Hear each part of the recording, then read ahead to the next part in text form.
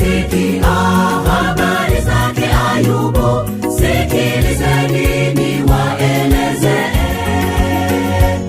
Alikuwa mkamilifu tena mwelekevu, aliyemcha Mungu na kuepuka uovu.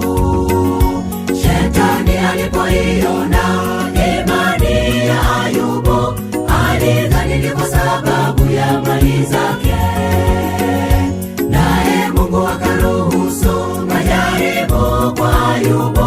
Shetani akaharibu vyote alivyo navyo.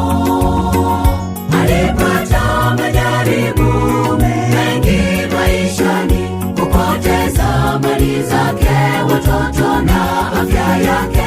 Pamoja na hayo yote hakumwacha Mungu, alitambua Bwana hutoa na hutwaa, na Bwana akambariki zaidi ya mwanzo. Alipata majaribu mengi maishani, kupoteza mali zake, watoto na afya yake. Pamoja na hayo yote hakumwacha Mungu, alitambua Bwana hutoa na hutwaa, na Bwana akambariki zaidi ya mwanzo.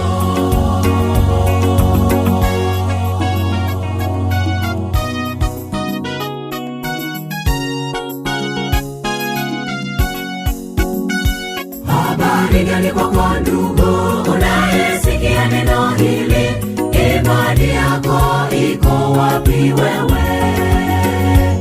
Acha tamaa za dunia, kutumaini ya mali zako, umche Mungu, uepukane na uovu.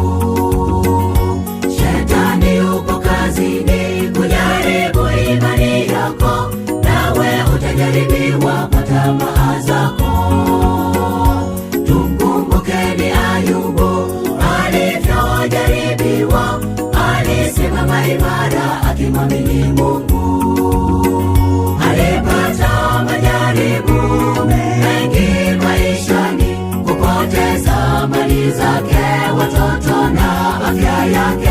Pamoja na hayo yote hakumwacha Mungu, alitambua Bwana hutoa na hutwaa, na Bwana akambariki zaidi ya mwanzo. Alipata majaribu mengi maishani, kupoteza mali zake, watoto na afya yake. Pamoja na hayo yote hakumwacha Mungu, alitambua Bwana hutoa na hutwaa, na Bwana akambariki zaidi ya mwanzo.